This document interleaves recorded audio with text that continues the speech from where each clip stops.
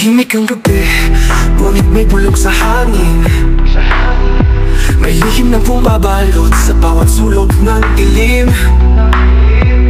May mga matang di makita, ngunit nakamasid. Mga aninong gumagalaw, di mo alam kung totoo o panaginip. Hindi ako natipinag, kahit sa malamig na simoy.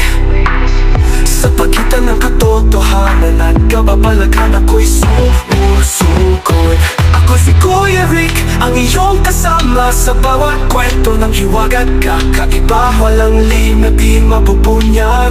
Pag ako'y narito, ang dilim ay sasabog ng liwanag. Lagi nating tatandaan na sa bawat kababalaghan may nakatagong misteryo at hiwaga.